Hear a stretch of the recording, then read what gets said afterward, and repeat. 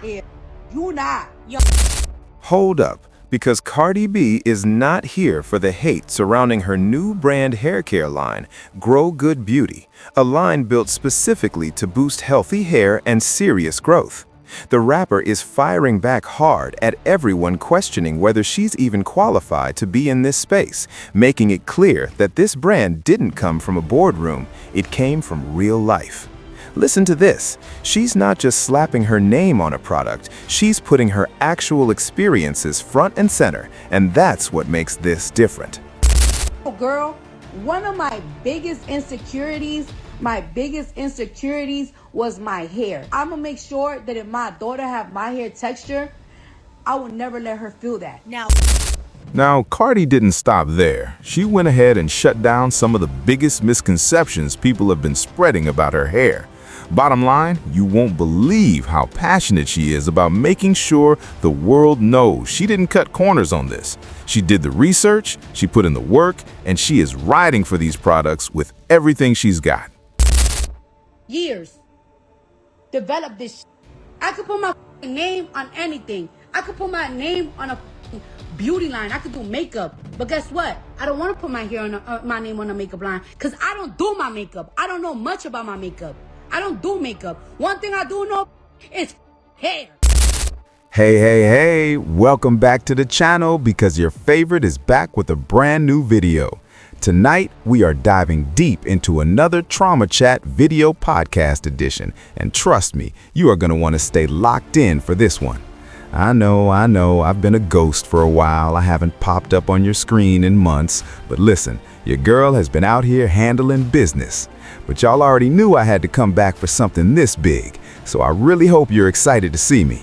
So, based on the title alone, you already know we're getting into Cardi B's new hair care line and the conversation that has been absolutely exploding all over the internet. Ever since those products officially dropped, people have been going back and forth hard on one serious question. Are these products actually made with black women in mind, or is this yet another case of black hair being completely misunderstood, even here in 2026? Just go and make anything because they can, because they got money. And I feel like the black community, y'all's gonna go run and buy this hair product line just because it's that certain person, knowing damn well that's not for y'all hair type. Y'all just want to buy it.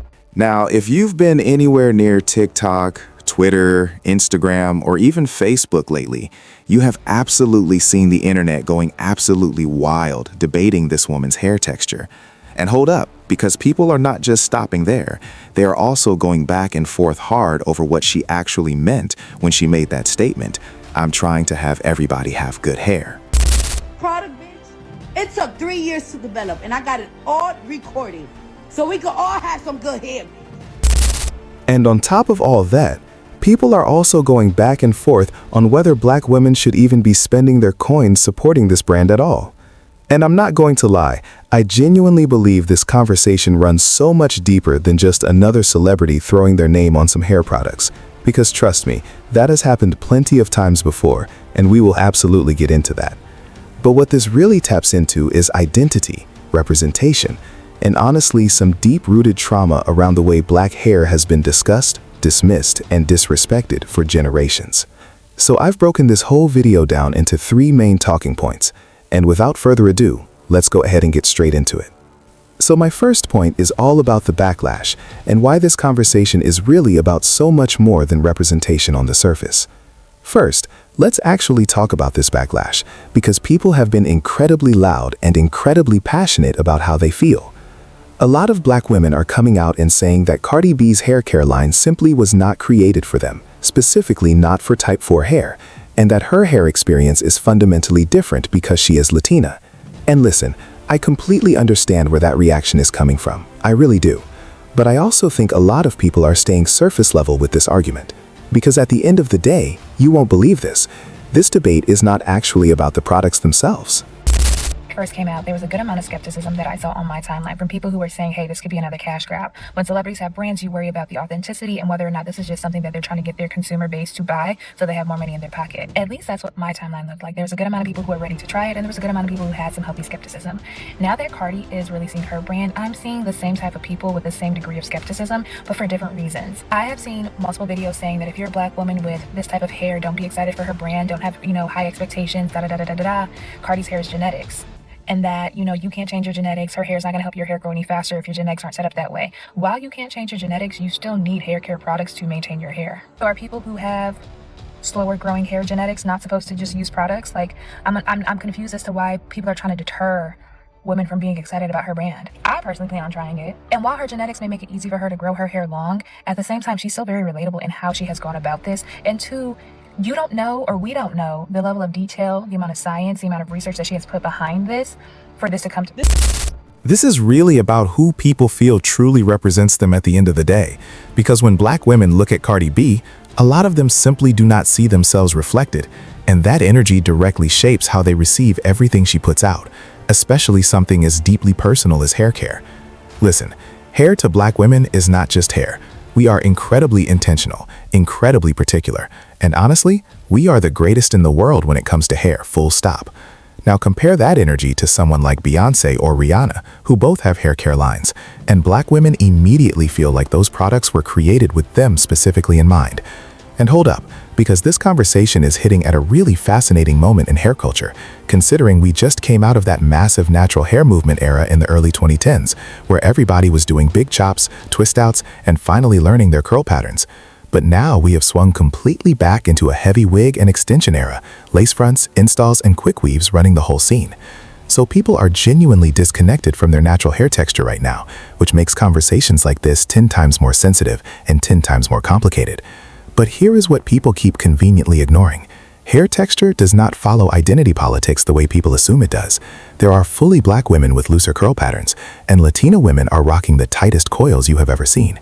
People always picture J-Lo when they hear Latina, but you won't believe how fast that argument falls apart the second you bring up women like Amara La Negra or Afro-Latinas who share the same hair textures as your average black woman.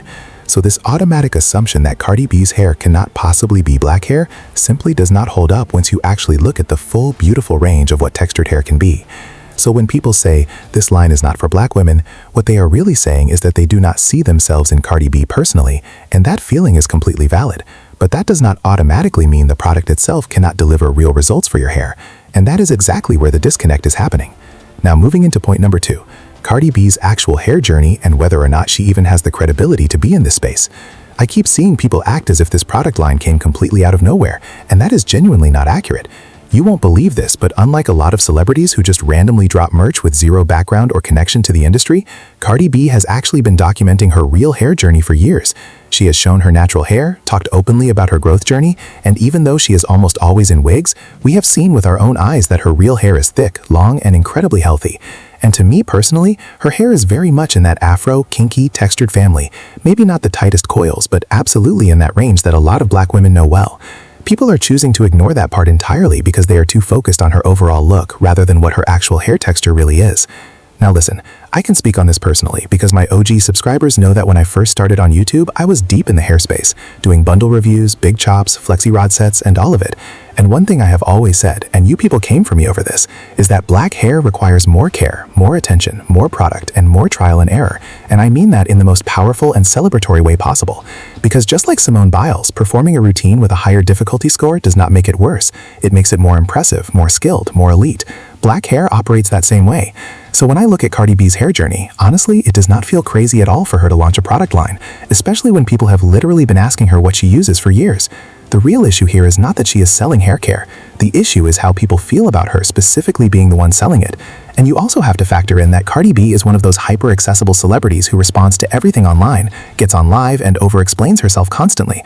And while that can work in her favor sometimes, it also means people hold her to every single word she says, which is exactly why this whole good hair comment exploded the way it did. Now moving into my third and final point, good hair culture, and exactly why people got so deeply triggered by this. Okay, this is really the moment that set everything completely on fire. Cardi B used the term good hair. She used the word nappy. She said, y'all trying to have a nap competition. And she insinuated that she is out here trying to help people achieve good hair, while everyone is too busy debating whether she is even qualified or has the right hair texture to do so.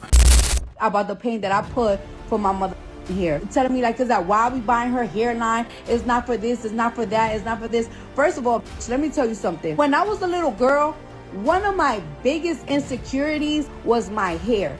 And one thing that I always tell myself, the insecurity that I have from having my hair, I'm gonna make sure that if my daughter have my hair texture, I will never let her feel that. You've seen my most viral picture of me when I'm a little girl, when I'm like this. You see my hair crunched up bitch. I had a hair growth sprout when I was like 9 years old. That's when I could finally feel like, damn, my hair getting kind of long. Because when I wet my hair don't get no curly. I felt like no matter how much I condition my hair, in 40 minutes, my hair was crunchy as.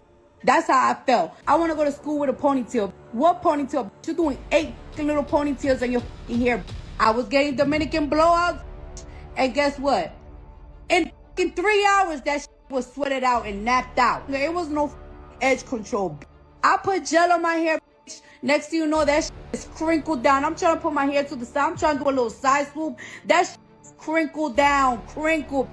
Of course her hair grow because she's like a Latina. You think Latinos got hair like Mexicans and all nice and soft? That's not how it works. Bitch, I used to be aggravated every single mother day, every day doing my hair. That's why I was like, box braid my. Sometimes I could even, I had to spend 4 months to get my hair box braid because I couldn't even afford it. This hair product, it took 3 years to develop, and I got it all recorded so we could all have some good hair. And not only just grow good, to keep it moisturized. Out here trying to have a nap competition with me. How you gonna tell me about my other cousins from my mom's side with the good hair, making fun of my because they got some good hair and I don't. My hair growth sprout at 9 years old. And that motherfucker stopped growing again when I was like 13. Why you think you don't ever see me in a motherfucking pool with my fucking real hair?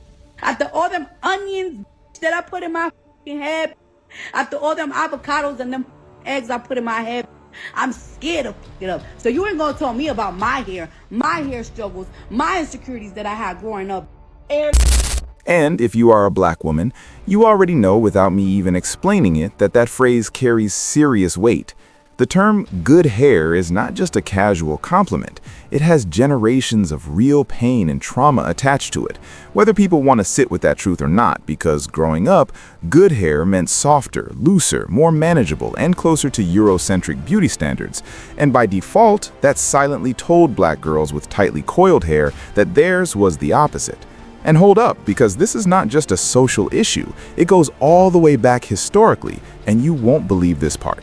In the 1800s, enslaved African women forcibly taken to Colombia were literally communicating escape plans through their braided hairstyles, with specific patterns signaling routes to freedom. A braid style called departes meant the person was ready to escape. Worm-shaped braids represented rivers, Bantu knots represented mountains, and thick braids called tropas warned of soldiers along the route. Gold and seeds were sometimes hidden inside the braids themselves to help ensure survival after the escape. And because of these incredible coded systems, many Africans were able to flee and build the famous free settlements known as palenques. So when we talk about black hair, we are not just talking about style. We are talking about survival, resistance, creativity, and identity all wrapped into one. So even if Cardi B genuinely meant healthy hair, which is honestly probably what she was going for, the wording alone was enough to light the fire. Because the moment you say good hair, you're implying something else is bad. And that is a belief so many black women have spent years actively unlearning. And I think that is exactly why this conversation is hitting so differently. Because this is not really about Cardi B. It is about years and years of deeply embedded messaging around what our hair is supposed to look like and what makes it acceptable. But at the same time, I have to keep it real because black women have been buying and making work products that were never designed for us for decades. Garnier Fructis, Aussie, Pantene, all of it. Listen to this. Got to Be glued spray and gel were originally made for white men doing the spiky skater boy look, and black women turned them into one of the most essential wig installation products in the entire game. And then on the flip side, you had something like Miel Organics, Black-owned, Black-supported, and it still lost community trust when people started reporting that their beloved rosemary mint drops were suddenly causing hair loss. So even representation does not automatically guarantee loyalty. And that keeps bringing me back to this point. People are reacting to how Cardi B looks far more than what her actual hair texture is. Because if you took that same hair and put it on someone people visually read as fully black, I genuinely do not think this conversation would be going the same way. So to me, that right there proves that hair products are not always loyal to race. They are mainly loyal to what actually works for your specific hair. And that is the part that keeps getting completely lost in this debate, because not identifying with the person selling something doesn't automatically mean the product cannot work for you. Now, getting into my closing thoughts, overall, I do not think Cardi B was wrong for dropping this hair care line at all. And honestly, out of the celebrities who have done it, she might actually be one of the most qualified because she has visibly documented her real hair journey in a way that Beyoncé and Rihanna simply have not done to the same degree. I do believe her when she says she knows hair. I just think her word choices could have been sharper and more thoughtful, especially knowing how loaded the term good hair is specifically within the black community. But I also don't think black women should automatically write off a product simply because of who's behind it. And I want to be clear, this is not me riding for Cardi B personally. This is just the same thing I would say about anybody. Because if we're being completely honest, we've been making products that were never made for us work for years. And the bigger conversation here has always been about identity, representation, and how we've been conditioned to see our own hair in the first place. But I want to hear from you all. Are you going to try Grow Good Beauty? Did you already cop it? Did you know it's sold out in like an hour? And do you think the criticism is completely valid given the history behind what she said, or do you think people are overreacting? Drop everything in the comments below, let me know your commentary on my commentary, and I'll see y'all in the next one.